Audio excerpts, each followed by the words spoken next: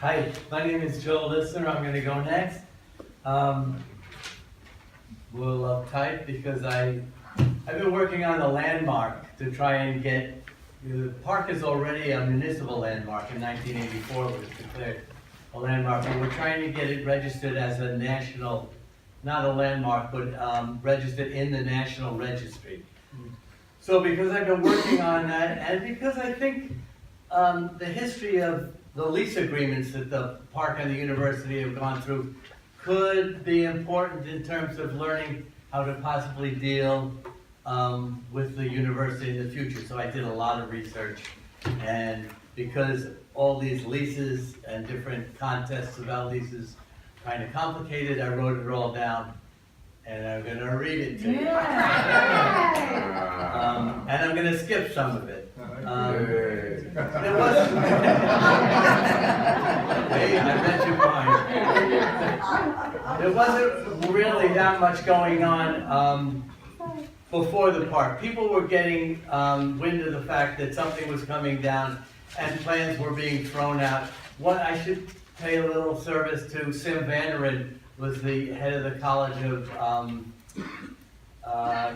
Environmental Design. And he tried to, put a lot of irons in the fire to get the park preserved before Bloody Thursday, but didn't really work. Anyway, I'll start when, as my friend Mike Delegore told me that, sitting right back there, it was getting impossible to do political organizing because after Third World Strike and the anti-war movement, Provo Park became off grounds for having meetings and doing organizing. So Mike decided that they needed a new place. He went to look behind the Med at the lot that's called 1875-2, and he saw that it needed a lot of work. Now I'll start to read. Mike called a meeting at his shop, and the first People's Park plan with real community buy-in began on April 13, 1969. Hit up local merchants for money, find someone with a big truck, maybe even a small backhoe, buy some sod, etc., etc. April 20th, when building the park began, was a joyous community day. A celebration of spontaneity, most of which went harmoniously, and the community was in full cooperation. The overwhelming community involvement, though, prompted the Chancellor Haynes at that point, on April 30th, to reassert UC's possession of that piece of land, but not before teasing People's Park community with more phony dead-end plans. On May 9th, Haynes gave Professor Vanderen 3 weeks to come up with an alternative plan for People's Park. Haynes' criteria for the plans were: UC must maintain control of planning and use of the park, no police or behavior problems, and no large crowds for meeting purposes. Vanderen must have realized that Haynes was blowing smoke up his butt, and he may have sensed that a major confrontation was likely, so he took a shot in the dark and offered the College of Environmental Design use the park as a field station for the study of community involvement in land use planning. Haynes' insistence on maintaining control over the planning and use of People's Park and his prohibition of meetings there were effective in keeping park activists angry and preventing any cooperation on resolving park issues. If the bureaucratic deck wasn't sufficiently stacked against People's Park at that point, the insistence of Governor Reagan on destroying People's Park and its ideology using military force was. May 15, 1969, known as Bloody Thursday, brought widespread condemnation for Reagan, Chancellor Haynes, and the Alameda County Sheriff Mad Dog Madigan. It also garnered great support and more plans for the now fenced-in People's Park. In mid-June of 1969, the City of Berkeley re-enters the picture with an offer to lease the park from UC and continue the park. Then, at the June 20th Regents meeting, Haynes, now with blood on his hands of James Rector and Alan Blanchard, offered to lease the east end of the park to the city, who would run it as an experimental, user-developed, and maintained community park, unquote. While the West End, the university would maintain the West End as a playing field. Reagan hustled enough Regents to defeat Haynes's plan 16-7. So neither proposal went forward, but significantly, the concept of user development was now part of the People's Park brand. The fence around People's Park finally came down on May 10, 1972. Another round of attempts to have the City of Berkeley get some degree of control over the park began in September of 1972. On September 22nd, the Regents stated their openness to a lease purchase agreement proposal from the city. The City of Berkeley was having trouble formulating a proposal, while at the same time waiting on $1.7 million in funds from Washington to purchase the land. At the October 20th Regents meeting, the city was told that it had 30 days to acquire Lot 1875-2, to which Councilmember Lonnie Hancock replied, quote, 30 days to acquire, 30 days is quite unreasonable for a broke city to complete such an expensive deal, unquote, and instead offered to lease People's Park for 1 year and to work on its purchase during that year.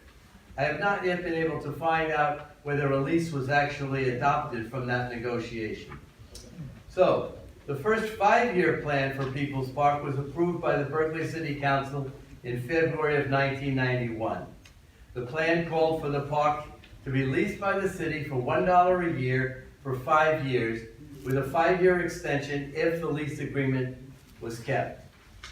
What I have been able to learn about this plan is that the goals were controlling crime, continuing homeless services, making community-designated improvements, and allowing UC students up to 20% of the lawn area for sports.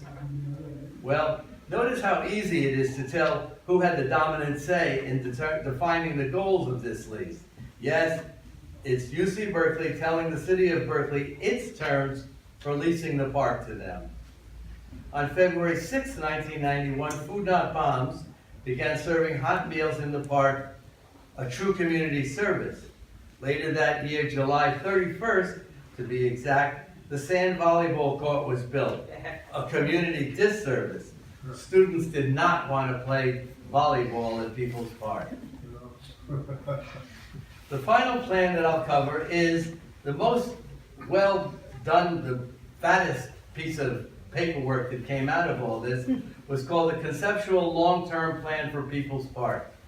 It was adopted on April 23rd, 1996. It called for creating a formal entrance to the park on A Street, more connection between the park and the neighborhood, converting the volleyball court to open lawn, a children's play area for Berkeley residents, and programs for the city and the university and the community. Individuals from those three parties made up what was known as the People's Park Advisory Committee, and I had the pleasure of filling in for my friend Terry Campos certain times on that committee. It met monthly for many years to jointly oversee park activities. So, to begin a summary of what can be learned from the history of planning for People's Park, I'll cite a quote from Claire Bergener, chair of the Board of Regents in 1995. In the midst of developing the conceptual long-term plan, she said in discussing People's Park, quote, "It's an emotional piece of ground. A sale to Berkeley would be highly controversial, and from the university's standpoint of view, it would be a sign of surrender," unquote. This statement, not very different from Ronald Reagan's insistence in 1969 that taking down the fence around People's Park would be like giving in. What these proclamations of power reveal, in addition to the now well-established fact that UC never considered selling 1875 to anyone, is that this battle over People's Park risked great loss of face to the University of California. Keeping that in mind will offer us valuable guidance in future dealings with them. Looking back at at the part these many plans played in the battle for People's Park, we can see that the university will always aim to prevent the user development principle from succeeding. In spite of the lip service the university gives user development, their hypocrisy can be seen in their attempt to include forcing food non-profits out of the park as part of the 1996 plan.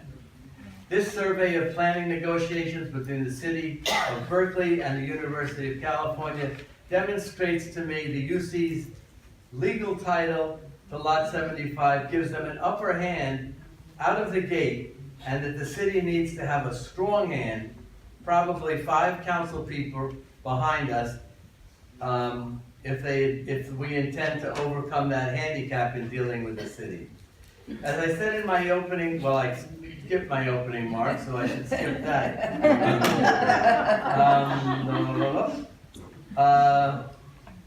Well, the plans reflect a serious battle of ideals, and very few people have described that battle better than Robert Scheer, when he said, "The Berkeley crisis has never been whether the university would be able to stop one People's Park, but rather over whether it would succeed in what had for a long time been their strategy of eliminating the culture of protest by denying it, the movement, its turf." And I just wanted to say that the 2 big things I discovered doing all of this was that Derby Creek, the North Fork of Derby Creek, runs under People's Park, and that Mario Savio went to Queens College, my alma mater.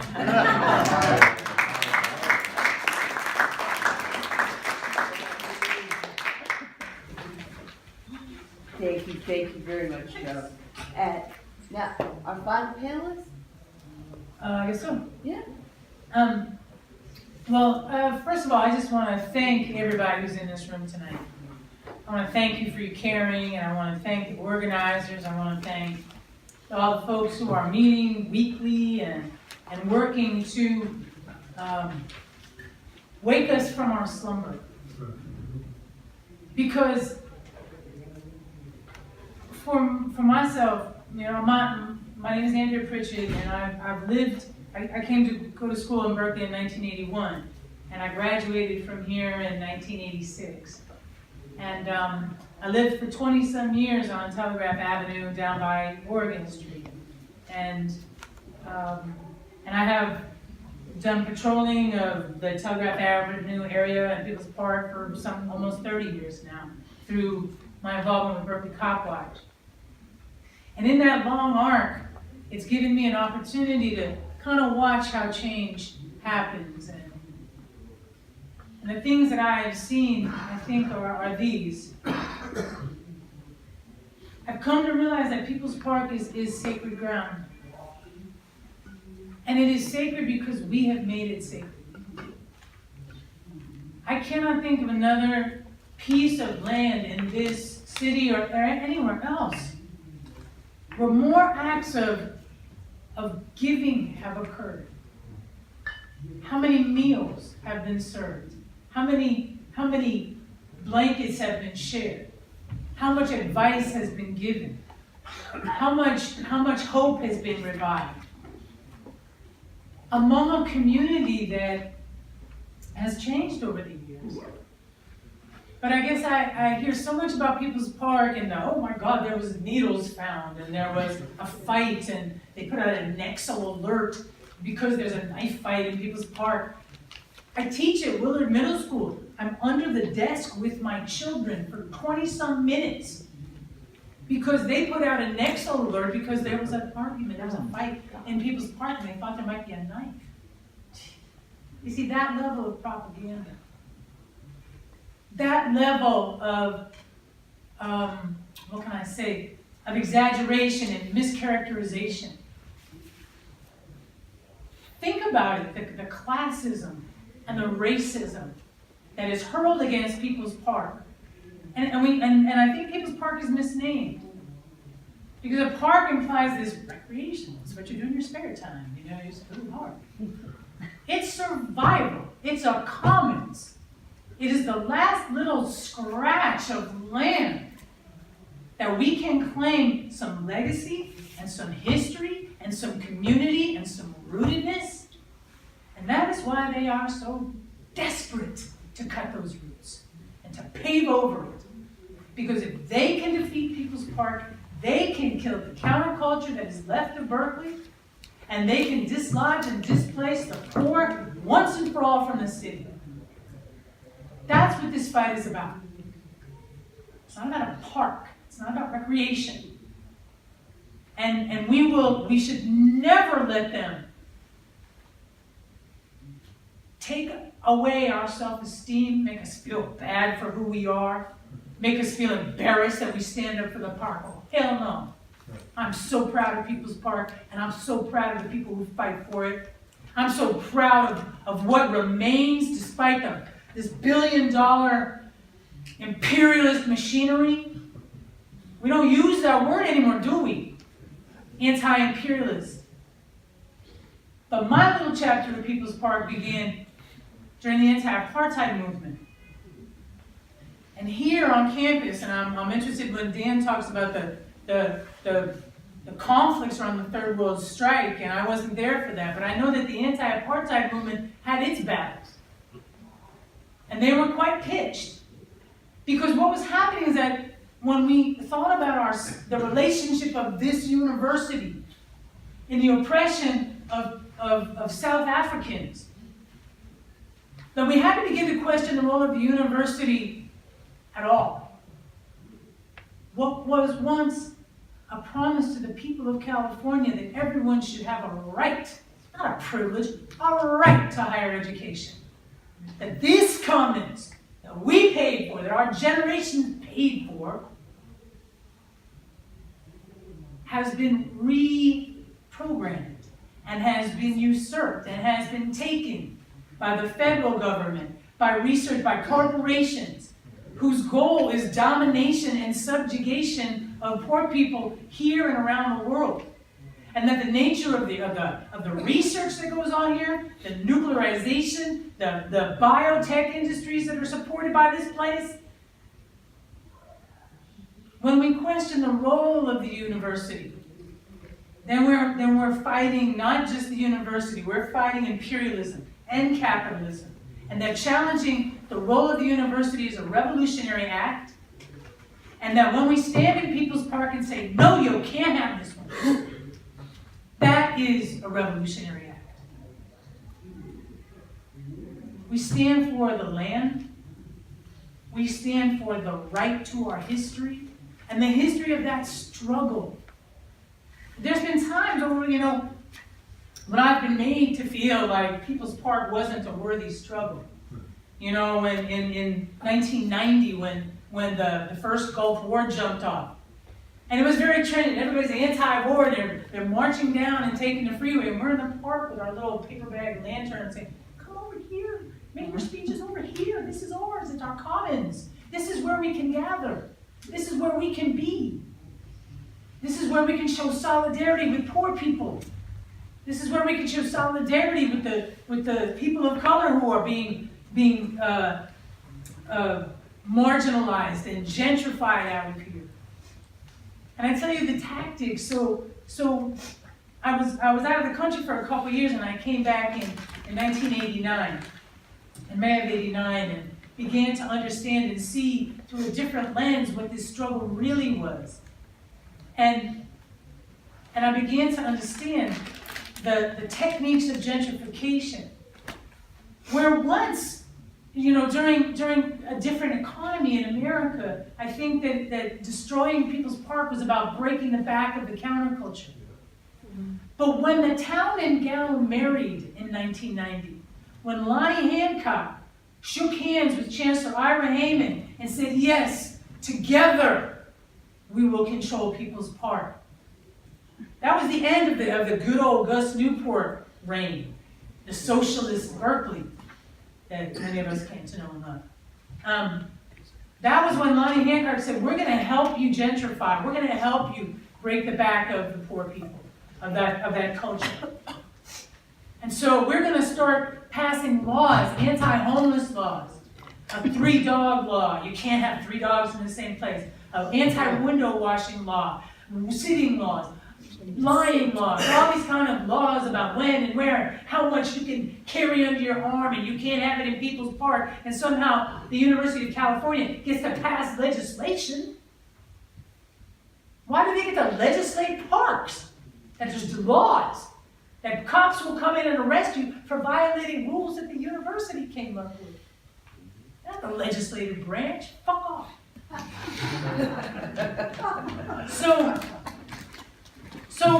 So these laws that Berkeley started, you know, and actually the police departments used to be that UC had tan, beige uniforms, and the city, and you could really tell them apart. Oh, now they all had the same color. Couldn't tell them apart. Joint patrols up and down Telegraph Avenue.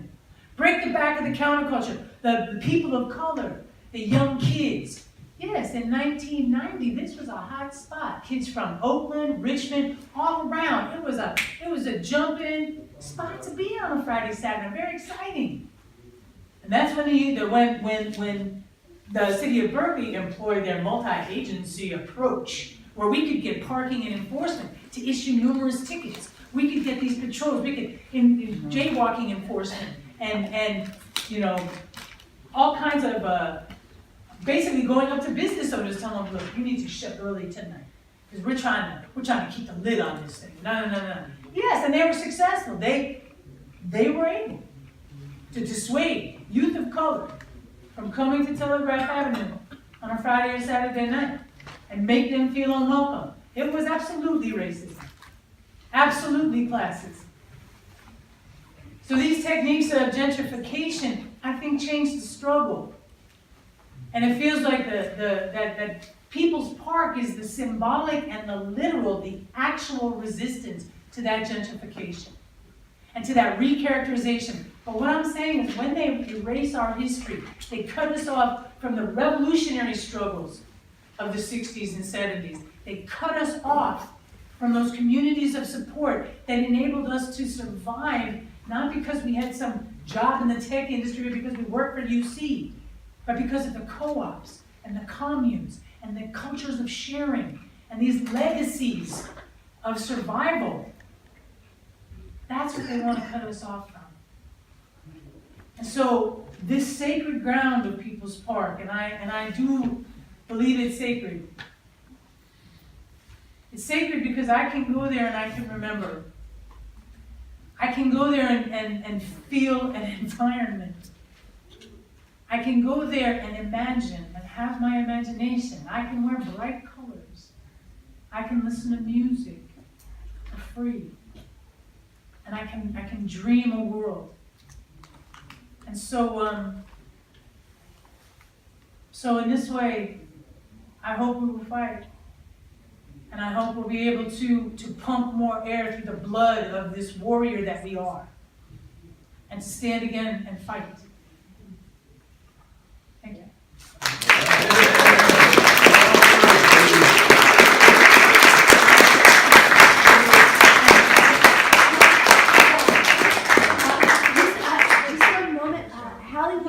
I just wanted to make a couple. There's just an announcement. Right, what you want to announce first? That'd be great. Yeah. Mac, you want to make your announcement first? I have a short report about Just a short some current report. stuff that's happening right now. Is this a good time? I want to hear what you have to say too, so I'm fine. My name is Mac, Mark McDonald. Funky Nixon. Yeah, Funky Nixon, Peace and Justice Commission, and I've been active against this university. I thank you. This university is not your average university. It's like apartheid, nuclear weapons, clear cutting, redwoods up north. They're in everything. So the thing is, I want to let you know that right now that this month they filed a supplemental environmental impact report that everybody can comment on, and I think you should. Now, in my experience, the only way we'll ever hear anything about public comments is if nobody public comments, then we'll hear about it. But I think we should public comment. It's 3/4 of the supplement is about the new Green Deal that University of California is, which I also don't believe, because they were never any good on that. But if you look at the very end of it, there's this little thing about they're redoing the numbers about how many people can go to this campus. They're sort of reviewing it. And the thing is, by their own plan, they were supposed to have 30,000 students by 2020. But right now they have 41,000, so that's going to be a little difficult. But this new thing in this supplemental thing is going to allow them to have 45,000 by 2022. So the thing is, this is what's going on. Yeah, I mean, People's Park, number one, it is our symbol, it's our precious space, and it's our tool for resistance. But it's also, to them, it's just land acquisition. I mean, they already have so much real estate in this town. If you pay rent or taxes here in any way, you're paying more because this university is using state taxes with their totally illegal eminent domain machine. People's Park was taken by eminent domain. And for what it's worth, under that level of capitalism, the owners didn't want to sell. And they felt they got ripped off. And so, I mean, the thing is, they're just taking land. We already have less open space than Manhattan.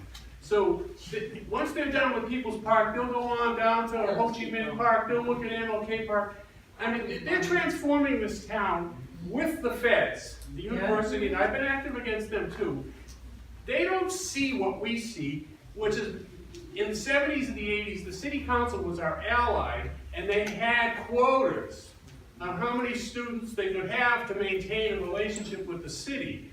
Well, now the city is, their ally in holding the door for more development. I mean, they actually own land in this town that they're renting. I mean, how does that work? That's right. With our tax money, they seize a piece of land, they've got a 24-hour demolition machine. By the time you try to check it for landmarks or something, it's on the ground. Yeah. And How so, do we track it down?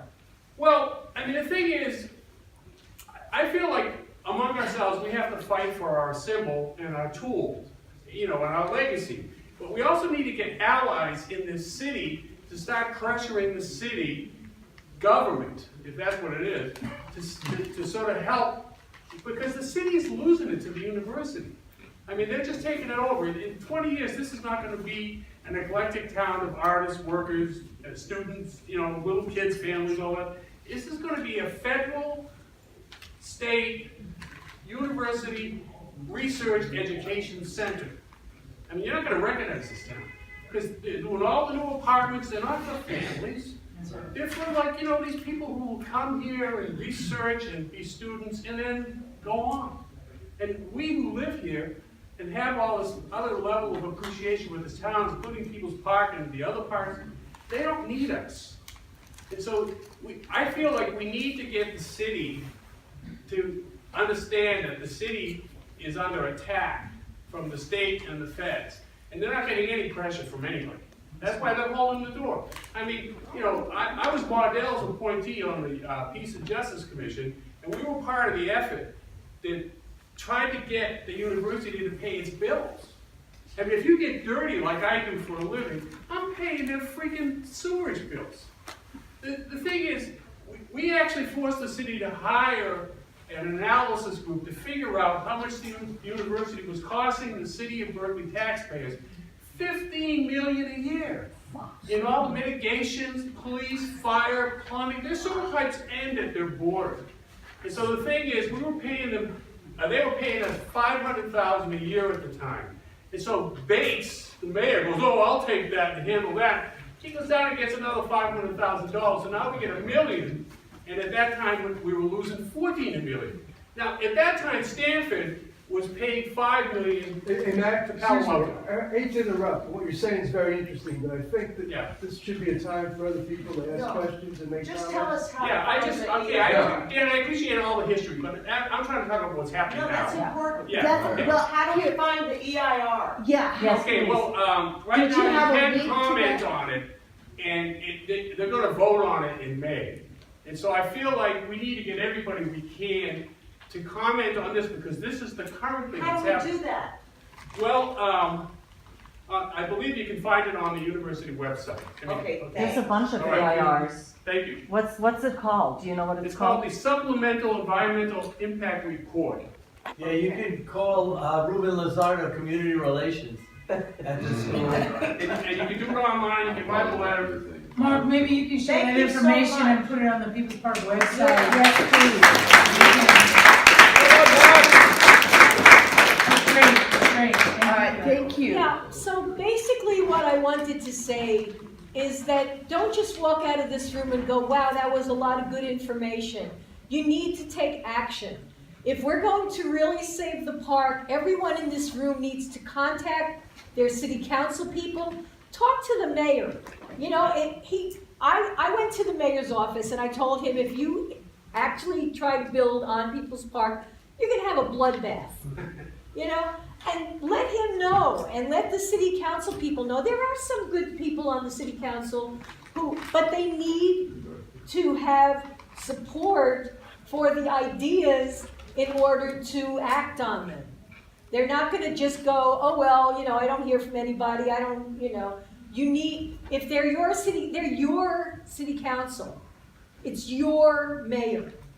You need to make sure that all these ideas get to the city council. If you heard anything here today that you think someone on the city council and the mayor should hear, write them an email. You can do a whole group email to city council. It's on the website, and it will blast to everyone on the city council. Let them know how you feel.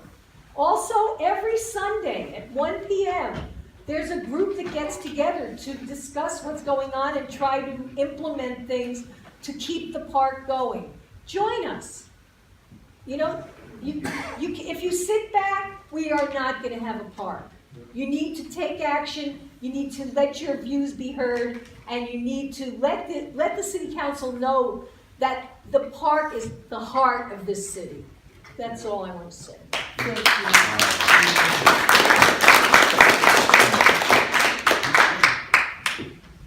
Okay, who has questions? We have about 30 minutes left, so let's try to keep questions brief if we can. Questions for panelists brief? Just saying, Ed? Okay. I would like to thank Carol very much for mentioning the business improvement districts. People should know, I saved this stuff from the Chronicle so I can read it from the stage. But business improvement districts engage in essentially anti-homeless. They get taxpayer money and they'll pass anti-homeless measures. And there's a study, a clinic study, first document how business districts increasingly use their resources to influence the management of public space and homelessness in California. They're authorized by the legislature in the 60s to form public-private urban renewal, and they're funded by business license fees and sponsored promotional events and holiday decorations. Notably, some business revenue comes from assessments on publicly owned properties. And essentially, in other words, the taxpayers are footing the majority of their bills. They're taking our money and using it to pass anti-homeless measures. I thank you, Carol, for bringing that up. I could mention a bunch of other stuff about the park in terms of how it's used, the hip-hop shows, all the different cultural events, Hare Krishnas, May Day, all these different events that are part of our community's culture. It's endless, the different events, including the free speech events. You know the exercise of free speech, what we do there, how we talk and everything. And you're right, Andrea, thank you so much. I agree with you 100% what you're saying. This is the fight. This is the one. So I don't want to talk too much more than that, but thanks a lot, Andrea, for what you said. I'm with you on that. I'm glad you hit the Okay. Max? Yeah, so just a couple of things. One is, nobody brought up today the bathroom attempts we made over the years. 3 times. 3 times I was involved with laying pipes, doing that. And the university came in every time and bulldozed out. But, you know, everybody, all the neighbors have been complaining that people were using their yards. We all have human needs, right? So you should know that that monstrosity of a bathroom there was just the more encroachment on the park. Our original plans were gonna have more stalls, laundry. Yeah. So there's that. The other thing is to put the tree decimation, the People's Park in a framework. UC is the largest driving force behind the plans and the actual action, the plans to remove nearly 500,000 healthy trees from our East Bay Hills. Those are our lungs, and they also provide fog drip, right? And there's more information right here. And they pesticide with that's part of the plans, pesticiding continually. Now UC already did some close to 20,000 healthy trees. And what they have there is the most fire dangerous grasses instead. That's the plan for the hills. It's actually in all the documentation. So I just want you to know we have a coalition to defend the East Bay forests. We've been fighting off UC and the other agencies and the City of Oakland who are all working together. But it is UC far beyond any other agency driving. It's also UC trying to have all the eucalyptus removed from Mount Sutro, the cloud forest in Mount Sutro. Same thing. Oh, thank you for reminding us about the bathroom. I completely forgot. We have flyers here. If anybody wants to find out more, please come see us. There was one other thing I forgot to add. I just realized, because of the class that we gave yesterday, that struggle in 91, 92 gave birth to at least 4 different newspapers, including the Pepper Spray Times, but also the Cop Watch Report.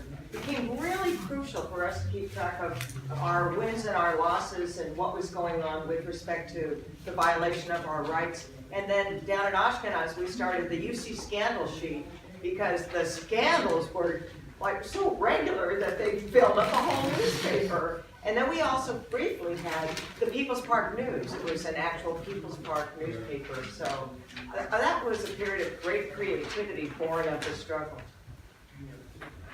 Okay, questions? My name is Kenny. I did some research early on when I met with the group in the park on Sunday, and I believe I spoke with you too, that I believe that the initial purchasing point by the special session of California Congress in 1959, when the money was allocated, and or the lease or the acquisition land, is the actual date from which the history of it starts. When the usage goes into it would be then that of, which could be, did people park in there with money? So there's your usage act unto, did they sit in picnics way before the date in 67 or in 69 when they're claiming that they needed to have this reference point. When we refer to how we lived as a nation, we say our Constitution was formed on this day. We don't make up alternatives, and when we add to it, it is in respect to that initial day. We don't just start making up all additional timelines. Excellent point. Thank you. Yeah. Thank you. I have some information about that. In 57, they decided that they were going to up their enrollment to 25,000 and house 20%. So they had to acquire 44 more acres. And 33 of that was in South Campus. It included 44 residential properties. 33 were on the park, and the university already owned 18 of them. And they took the last ones by eminent domain, and a very fraudulent process. They lied through their teeth. They knew they had no money to do anything with that land, but they took it because they hated the counterculture. The real estate agents that came to people's houses to try and push them out, force them to sell, said one after the other that from what they know, it's all about getting rid of the hippies. And hippie was a code word for activists. And druggies. You smudge it a little bit. It was a wild time, and no doubt about it. The weeks before the strike, Robert Kennedy was on campus, Martin Luther King was on campus, in addition to all the other stuff that my comrades talked about. Jesse Jackson. That's right. Amy. Thank you, Lisa. So I'm just really curious. I know that students were housed initially on the property where People's Park is, but it seems like the university was only able to evict everyone because someone had said that no students were living there. So I'm just very curious, who lied? And Great it's much question. like, Great research opportunity. Yeah. What do you Well, think, Jim? I'll tell you, what part of it was, the first long-range plan was private, so people didn't know what was about to happen. But in '56, the plan became public, and once they knew that the university had their eyes on that lot, people sort of gave up a little bit on their property because they were afraid that they were gonna get pushed out, and they didn't wanna spend money on fixing up something that was going down. So the rents went down and students moved in more, right? Yeah, as I remember it, and it is a long time ago, but Dwight Way was sort of junky houses that students lived in. And Hay Street had some really beautiful houses that were mainly single-family dwellings, brown shingles, especially in the corner of Case and what's the one on the side? Region? Voted. Botus, yeah. That, they're right in that corner where those palm trees are.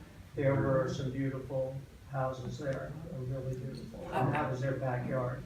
I've got one there. Steve. Yeah, my name's Steve, and I've been involved with environmental group Earth First for 30 years.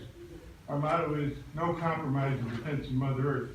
I want to thank all of you for not compromising throughout your life, your activist life. Incredible examples. I would like to just bring up something really important. I know the 50th anniversary of the park is coming up in April. And I think it's so important that all of us get involved in that and bring in as many people as possible to educate people about what's happening in the park. Now, maybe Michael could say something about that. I know he's working on the April events. Maybe you could talk about how we can get involved and what you're doing. Yeah. Sure. Mike, you wanna take a couple minutes? Yeah. Just on the 13th and the 28th, we're having concerts. We have a lot of local bands that we've played, and we decided to have 2 days to sort of let them be part of the anniversary. In between, I'm trying to get together events every night, or when we can get an event, like a poets event or survivors event, in which I need help on. And there's an event March 16th. I was going to, Yeah. and Carol's, go ahead, Carol's putting on an event at the Art House on the 17th. With David Axelrod, who is the guy who did this map, gardener and lawyer. A.J. Books. And musician. A.J. Books is having an event on the 15th at the Broward Hall. Is it, I'm going to pronounce it right? Oh, right on. On the 15th, they have 10 speakers. I'm going to be one of them. And on the 10th, there's a party at A.J. And the book of the 50-year anniversary is coming out during that time. Yeah. I got a chance to, 2 copies have come from China, and I got a chance to sort of, the author let me sort of look through it. He looked through it while I was looking over his shoulder. But anyway, it's like a textbook, costs $60, but it's a big deal, actually. And if any of you have any ideas for something between the 13th and the 28th, be a part of it. Don't just sit back. Please, if you can lead a forum, if you can lead a teach-in, if you can have any information on anything that you feel is relevant, be part of this. Don't just sit back. You're talking about March or April? We're talking about April, between April 13th and April 28th. And March, there are things also. And it'll be on the website? There is a clipboard going around with all of our emails. Oh, good. Yeah. And did anyone not sign the clipboard? We do also have website, peoplespark.org, which Greg, our webmaster, keeps updating.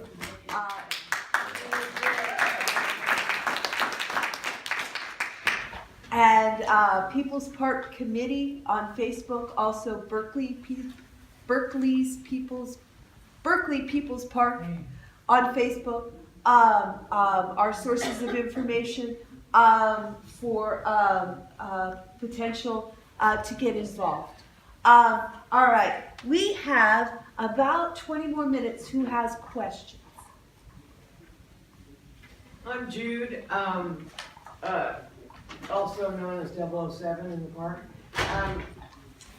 I'm wondering, has anybody approached the Express to do an article? An article and like an That's a good idea. It's done. Huh? It's It's a great idea.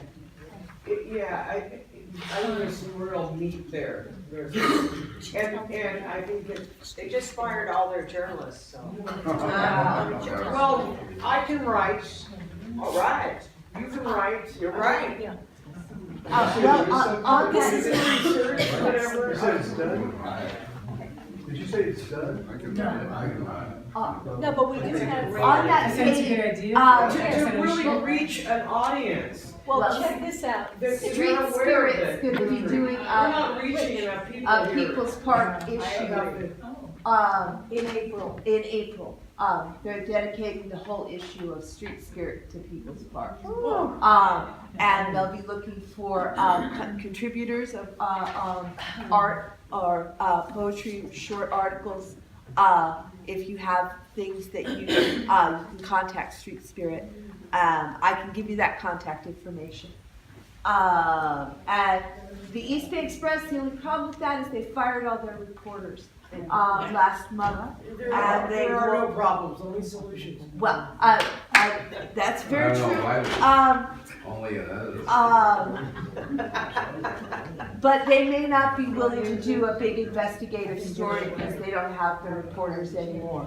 That's a gentrification kind It's of still thing. worth pressuring them. It is. Yeah. Anybody else have questions? Hi, see, like, with the issue we're not addressing is that the mayor and the university are under a lot of media pressure about the housing shortage, and that's why they're using this as an excuse to destroy the park. But when the announcement of new housing was made last year, most of the proposed new housing is on Cal's property northwest of El Cerrito. It's an old military base. They have a lot of land there, and it's a lot better location. I think they should put all their housing there, and I wrote up a letter explaining why the university did that, because it doesn't make sense on the surface, but in fact, they are planning to put most of the new housing on the El Cerrito property. And I have flyers here enough for everybody, and I'll hand out most of it, but I'll keep some in case somebody really wants them. Did everybody sign in? In case we run out. No. Thank you. Questions for panelists? Actually, I got there late. Would the panel be able to introduce themselves again so I can see who's here and who I missed? I know a few familiar faces, Sally and Andrea. I'm Carol, Denney. right, from Pepper Spray, yeah. I'm Joe Lisson from Food Not Bombs. Okay. Jim Chanin. Dan Siegel. I remember that back in the 80s, right? That used to be me. All right. I just wanted to also remember the tree sit, which was, I forget the years, almost 2 years, and what I saw when I came in. And Yeah, I think exactly. exactly. Yeah. And that was a great effort, and, Yeah. How can we, or maybe, why aren't there more young people and students involved in saving the park? Look at them. We're getting them. Look at them. I would like to say. That's a question for young people. have a little bit of an answer for it. I've actually asked on some of the days when they have the booths out here. But on top of that too, I think the biggest organization on campus is those dancing groups. And you know, the kids that keep all that dancing, and to see if they would be willing to maybe trespass over to that side to perform and then showing the bond within That's a the great student. idea. That's a great idea. Thank you. I do want to say that the university makes a concerted effort to scare the students away from People's Park. It's a deliberate effort to make the park seem like this evil, horrible place, which it is not. I mean, listen to the news you hear. How much of the news is good and how much of the news is some horrible stuff? And in real life, is everything horrible? No. Well, the same thing with the park. Yeah, there are a couple of incidents every once in a while. It does, but I have always been greeted and befriended by people in the park. And if you go there, you find that kind of an atmosphere, not this horrible thing. And I think it's really important to get the students to understand that the park is a good place, and the more people that go there and frequent it, the better it will be. Ellie? I'm a UC student and I'm here. And it's partial responsibility for there not being more students here because I didn't submit the Facebook ad in time for it to show up on Facebook. So I got a Daily Cal ad out, but not the Facebook ad, so that's probably why there are more students here. But next time, somebody's all Next time, we're gonna have her back. Can I ask that question? Yeah. But can you talk a little bit, what is it like? I mean, I know you can't speak for everybody, but I'm curious about what, I would love to hear from the young people here, what brought you here? Why are you different from the others? And no, but I'm serious, like what drew you? What is the strength of this struggle to you? I don't want to speak for... Yeah, you just talk for yourself. And I also, I don't think, I think you're right about the propaganda. Like, a lot of people just have never, like, they have notions of People's Park and have never actually sat down and have had a conversation, and they just kind of, like, the default is the dominant narrative that, like, oh, well, of course students need housing, and they just haven't thought through or haven't been made aware of that there are other possibilities. But I know I'm not the only student in this room either. Like, I think that, like, it doesn't take a very long conversation, in my experience, to get other students on board. Is that right? Oh, good to hear. Good to hear. Is that what other young people feel? I'm a student. Go ahead. Adam, come on, Adam, stand up. Adam's been doing a lot of work.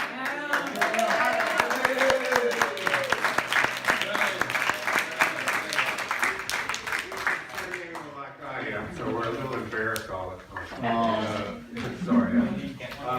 Anyway, Adam has encouraged us to go around to the co-ops, and I've been to two, and there's no dissent. I mean, they fully support us. Once we get a little bit of our thing. Have you got two co-ops so far? And the idea is three. Yeah. Why don't you say what the idea, what you have planned is?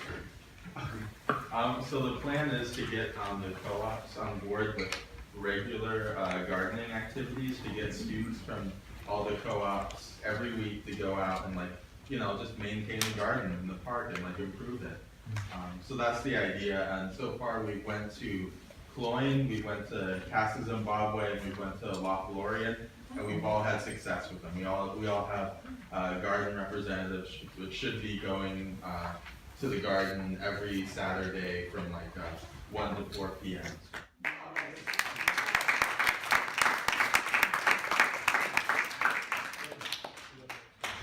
Thank you, Adam. Hasn't talked. Is it okay for you still to answer the question? Yeah, I'm sorry, I did not. Yesenia could go first. Oh, okay. Hello everyone, it's nice to meet you. My name is Jessica. I was a student here at Cal. I just graduated in May. What actually got me interested in learning more about the communities because while going to school, I became homeless and I started living on the street. Actually, living on the streets here in Berkeley really opened up my worldview to what's being done in the city.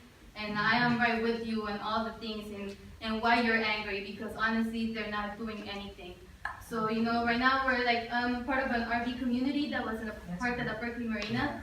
Andrew was there helping us out when we were getting evicted, but we still got evicted, and we ended up on West Berkeley, outside of UC Village, you know, the only affordable place for students, you know. I thought it was the irony, because I applied to that place instead of becoming homeless, but I didn't get in. So, you know, that's you know, I was brought back to this place again. And right now we're actually working together just to establish a community, to actually have each other's back, you know. But right now we're being faced in another eviction, but not from the West Berkeley area, but from the entire city. So actually tomorrow the city council is voting to ban all vehicle dwellers to park on the streets of Berkeley. And that's happening tomorrow at 6 p.m. Yes, I know. The news kind of just came to us on Sunday. And I went personally to talk to the council members. I went to talk to Rashi because she's the person that's on our District 1. And I told her that if she had talked to any of our vehicular residents that live there in that area.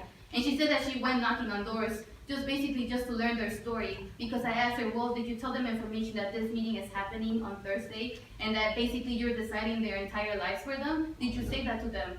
And she said she didn't, you know? She did not say the information because the agenda was not finished. That's what she did not inform them. Yeah. The meeting is happening tomorrow at the Berkeley City Council new room. It's the school board room. They changed it's at 6 p.m. 6 p.m. Yeah. Thank you for telling us. Yeah, and actually I've been trying to reach out to many Berkeley residents as I could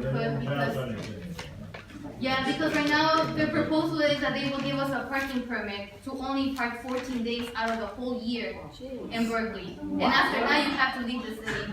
So, you know, like, a lot of things are at stake here. Yes, they don't want you parking here because they're gonna change, they're gonna start enforcing the Berkeley municipal codes that ban parking from 2 a.m. to 5 a.m. They're also gonna enforce, they're gonna prohibit living in your vehicle, so they're gonna enforce that as well. So basically, you know, there is no way out for us. They're gonna be enforcing all these different codes in order to get you from parking in the city. Thank you so much for letting us know. Yes. Thank you. Hope you guys can come out to support us. Yeah. Everyone's a little scared right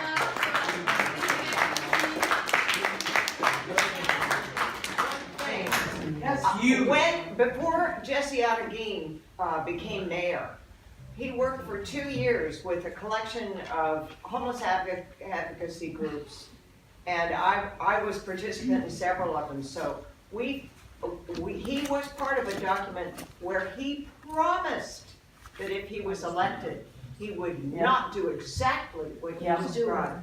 He's on the record as having promised never to do this, just so everybody knows that, you know, if you come to the Berkeley City Council, remind him that on his way into office, this being his first and I hope his last term, that he made a promise that he's about to break.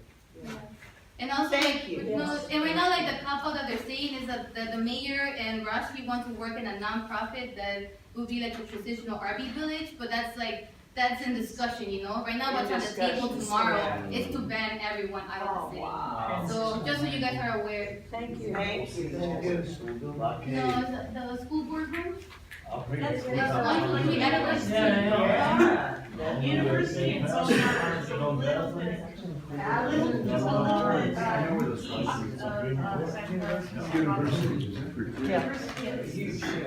East of San Paulo. Okay, we got a comment here. Thank you. From A. So I just wanted to answer the question about like why aren't more youth involved? So just a lot of you know me here, but my name's Aiden Hill. I ran for city council this year, 2018. I'm a member of the Green Party, and actually my first day that I came to UC Berkeley, I was accepted as a spring transfer admit.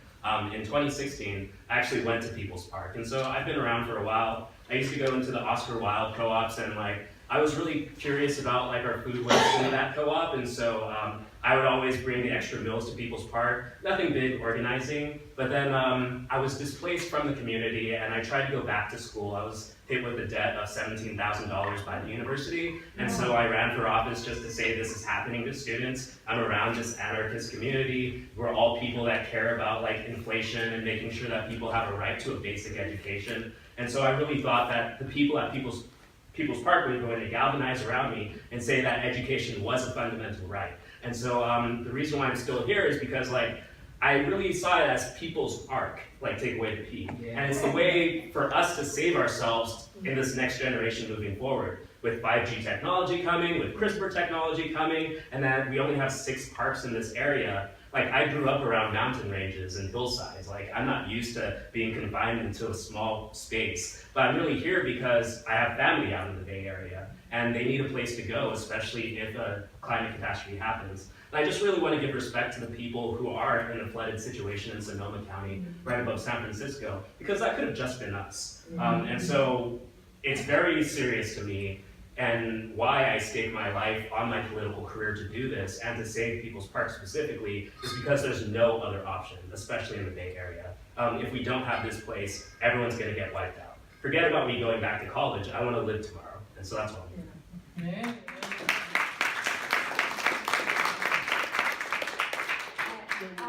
I'd like, yes, I'd like, and, but we're looking to, I believe, wrap it up fairly soon, so. Hi, my name is Marion, and I just had a comment.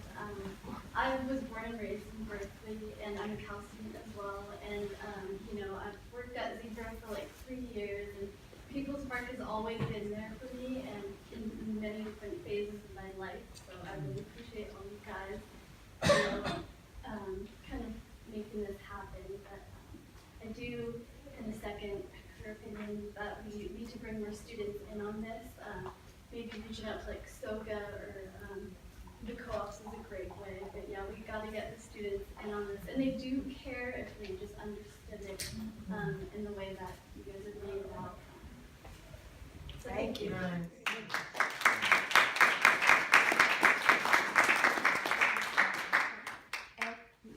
Okay, I see Lucy in the back here. Hi, my name is Lucy. I just want to say I'm grateful to be here.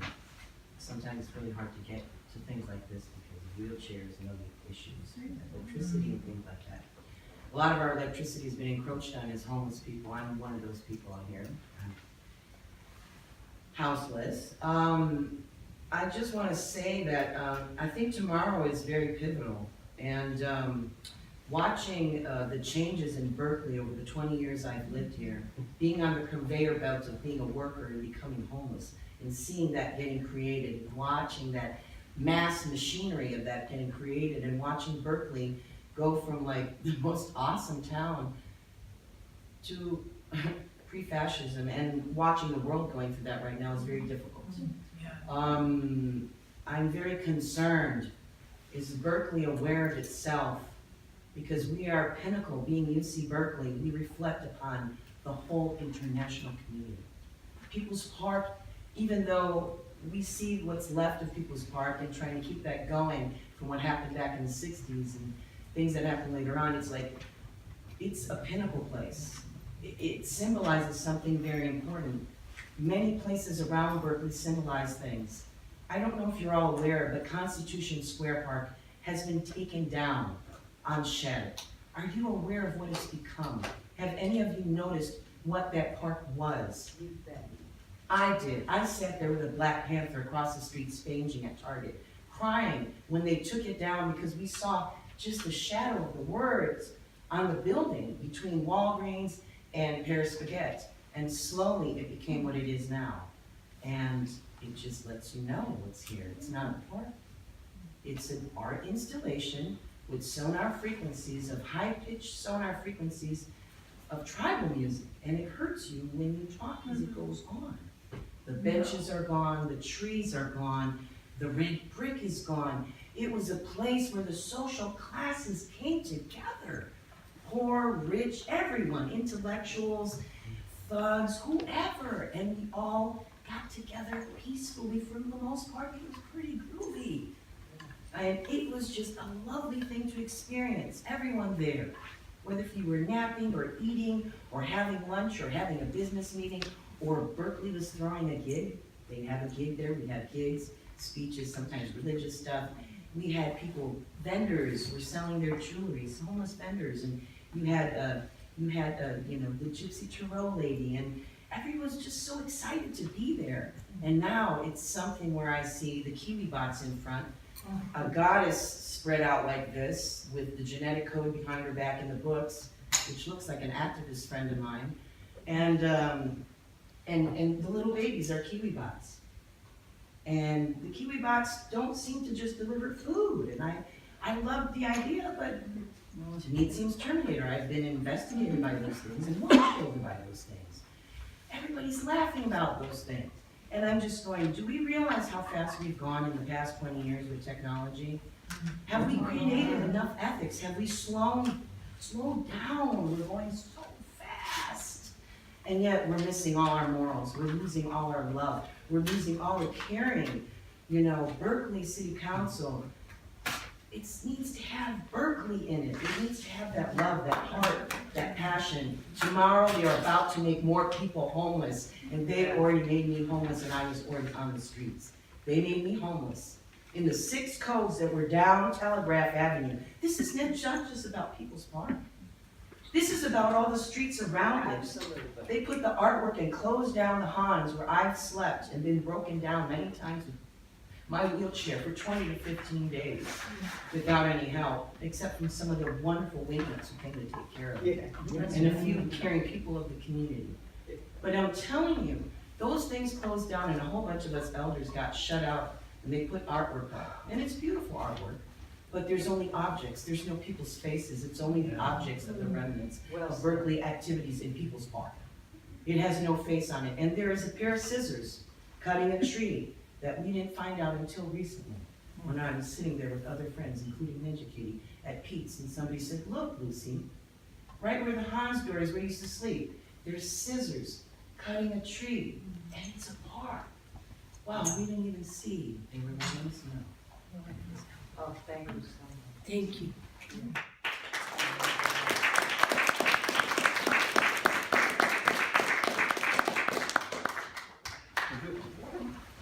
I just have 7 words.